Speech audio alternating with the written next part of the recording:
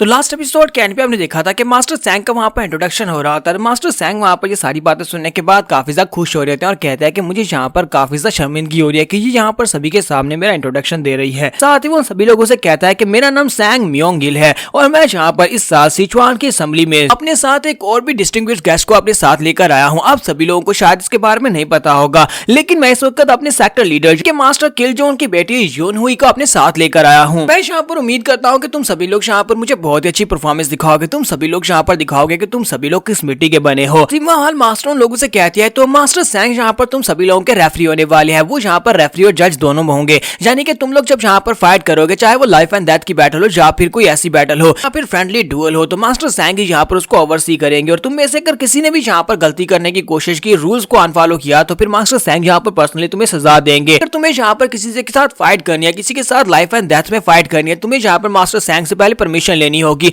अगर मास्टर सैंग यहाँ पर उसको परमिट करते हैं तभी तुम फाइट कर पाओगे। तो बताओ कौन यहाँ पर किससे फाइट करना चाहता है। तो सबसे पहले वहां पर एक हाथ उठता है, तो वो उससे कहता है कौन है यहाँ पर, कौन फाइट करना चाहता है, कौन यहाँ पर परमिशन लेना चाहता है। मास्टर सैंग कहता है लगता है इस बंदे को काफी ज्यादा जल्दी है। तो इसी के साथ ही उसे कहा जाता है कि जल्दी से यहाँ पर बाहर आओ और बताओ कि तुम किससे फाइट करना चाहते हो। तो वो लड़का जो भी होता है वो कहता है कि मैं यहाँ पर योंग म्योंग से फाइट करना चाहता हूँ, टैंग फैमिली के यंग मास्टर योंग म्योंग से फाइट करना चाहता हूँ, जो लाइफ एंड डेथ डुएल होने वाली है। जो लड़का होता है ये मार्किनो का फर्स्ट सन होता है, इसका नाम मार्क चॉनवी होता है। तो मार्क चॉनवी वहां पर अपने बारे में बताता है और कहता है कि मैं ब्लैक डेथ अलायंस का एक मेंबर हूं और साथ ही डार्क मून स्वॉर्ड सेक्टर का अब नया लीडर भी हूं। मेरे फादर के मरने के बाद मैं जहां पर अब अपनी डार्क मून स्वॉर्ड सेक्टर का नया लीडर बना हूं। तो वो लोग कहते हैं ये तो वाकई में डार्क मून स्वॉर्ड सेक्टर का ही लीडर है, जो मास्टर मार्किनो का बेटा है। वो सभी लोग बातें करना शुरू कर देते हैं और कहता है कि हमने सुना है कि मास्टर मार्किनो अपने 300 लोगों को अपने साथ लेकर फैमिली के ऊपर अटैक करने के लिए गए थे, लेकिन टैंग फैमिली के यंग मास्टर ने मास्टर मार्किनो को मार डाला। लगता है कि ये अपने बाप की मौत का बदला लेना चाहता है। मास्टर सैंग भी यहाँ पर सेम ही सोच रहे होते हैं। तो वो कहते हैं अब मैं यहाँ पर क्या करूँ, क्या मैं इसे यहाँ पर इजाजत दे दूं।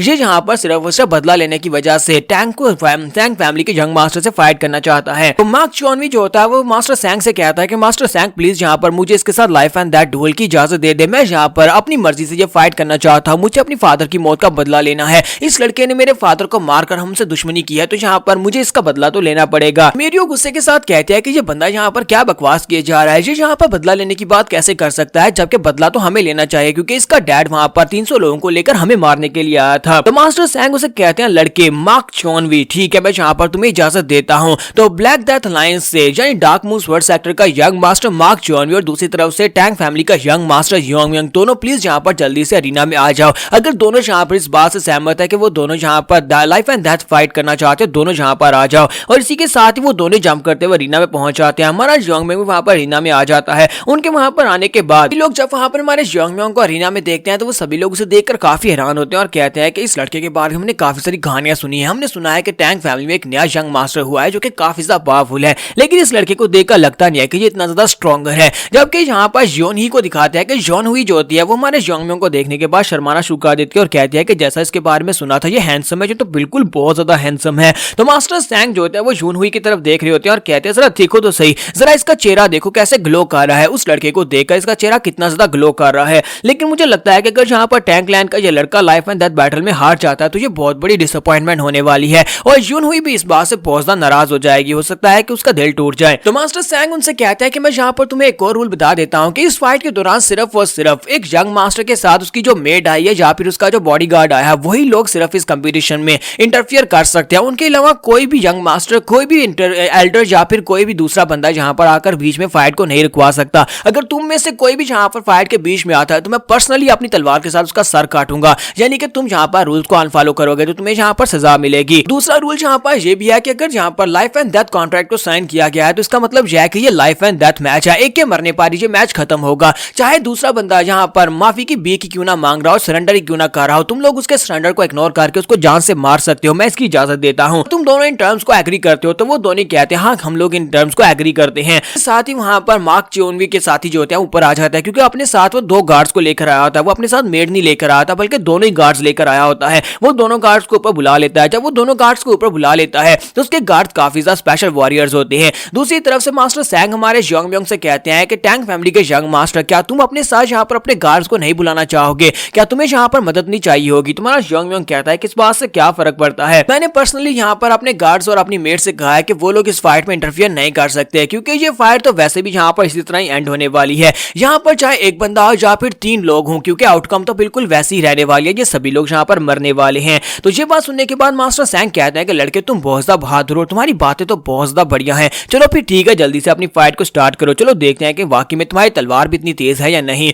तो जैसे वहां पर फाइट स्टार्ट होने लगती है तो चौनवी जो होता है अपने साथियों को इशारा करता है, चौनवी अपने गार्ड्स दोनों को इशारा करता है, तो दोनों गार्ड्स जो होते हैं बड़ी तेजी के साथ अपनी तलवारें निकालते हैं और हमारे योंग के ऊपर अटैक करने के लिए आगे बढ़ने लगते हैं। जबकि जैसे वो अपनी तलवार के ऊपर पावर्स को रिलीज करता है, यानी चौनवी वहां पर सेंटर में खड़ा होता है और अपनी पावर्स को रिलीज करता है, तो सभी देखने वाले काफी ज्यादा हैरान रह जाते हैं। वो कहते हैं मास्टर माकिनो के पास तो डबल स्वॉर्ड टेक्निक थी, लेकिन उसके बेटे ने भी यहाँ पर डबल स्वॉर्ड टेक्निक को मास्टर कर लिया है, लगता है कि यहाँ पर डबल स्वॉर्ड टेक्निक के साथ ही इस लड़के टैंग फैमिली के यंग मास्टर को मारने वाला है। ऐसे वहां पर अपने गार्ड्स को इशारा करता है तो गार्ड्स भागते हुए आगे बढ़ते हैं, उसके दोनों गार्ड हमारे योंग के ऊपर अटैक करने के लिए पहले आगे बढ़ जाते हैं। तो मार्क चानवी वहां पर सोच रहा था कि मैंने अपने दोनों गार्ड्स को यहाँ पर स्पेशली ट्रेन करके यहाँ पर लेकर आया हूँ, मुझे पता था कि यहाँ पर एक साथ नौकरानी लेकर जानी है, लेकिन इसके बावजूद मैं दोनों गार्ड्स अपने साथ लेकर आया हूँ। मैंने अपने दोनों गार्ड्स को स्पेशली इंस्ट्रक्शंस दी हैं कि वो जाकर उसका ध्यान भटकाएंगे, जैसे वो उसके ऊपर अटैक करके उसका ध्यान भटकाएंगे मैं अपनी डबल स्वॉर्ड टेक्निक के साथ उसके ऊपर फाइनल ब्लो दूंगा और उस लड़के को सेंटर से 2 हिस्सों में चीर दूंगा। मार्क चानवी वहां पर रेडी हो रहा था, उसे लगता है कि अभी वो गार्ड जाकर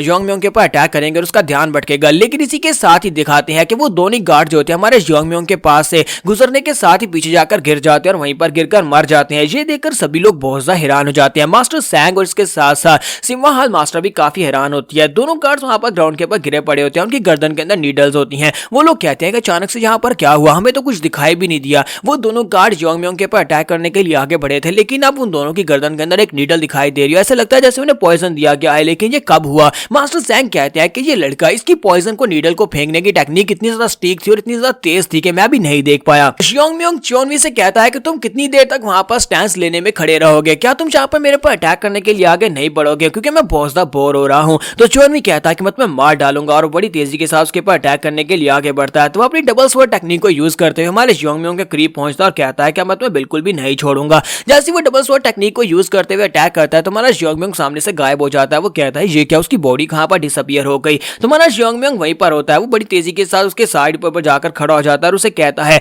मैंने इस तरह के अटैक्स को पहले भी देखा है, कि इससे पहले भी इस डबल स्वॉर्ड टेक्निक के साथ मेरे पर अटैक हो चुका है, हमारी टैंक फैमिली के पर अटैक हुआ था। मुझे लगता है कि उन दोनों में से 2 लोग जो थे उनकी एनर्जी बिल्कुल तुम्हारे जैसी थी। उनमें से एक तो माकिनो था जिसके बारे में मुझे पता है कि वो तुम्हारा फादर है, तुमने खुद ही जहां पर उसके बारे में बताया, और दूसरा वहां पर एक जासूस था गांजा, वो उसको भी मैंने वहां पर मारा था, और साथ ही वो अपने पास एक नीडल निकालकर उसके चेहरे में दंसा देता है। तो वो नीडल जैसे उसकी गाल में लगती है तो उसी के साथ ही यंग मास्टर चौनवी वहीं पर ग्राउंड के ऊपर गिर जाता है, उसकी बॉडी के अंदर भी पॉइजन फैल रहा था। तो कहता है ऐसा कैसे हो सकता है, ऐसा बिल्कुल भी नहीं हो सकता, मैं यहाँ पर इतनी आसानी से हार नहीं सकता। देखने वालों को यहाँ पर समझ नहीं आ रही होती कि हुआ क्या है, क्योंकि दोनों गार्ड्स पहले यहाँ पर नीचे गिरकर मार गए और उसके बाद अब यंग मास्टर चौनवी भी ग्राउंड के ऊपर पड़ा है। तो वो कहते हैं कि या तो टैंक फैमिली का यंग मास्टर इतना ज्यादा पावरफुल है कि उसने यहाँ पर बड़ी आसानी से मैच को जल्दी खत्म कर दिया, या फिर डार्क मून स्वर्ड सेक्टर का यंग मास्टर चौनवी बहुत ज्यादा कमजोर है, इसी वजह से वो ग्राउंड के ऊपर गिरा पड़ा है। यहाँ पर हम लोग अपनी एपिसोड 58 का एंड करेंगे और नेक्स्ट एपिसोड में देखेंगे कि अब आगे हमारे योंग को चैलेंज करने के लिए कौन आने वाला है।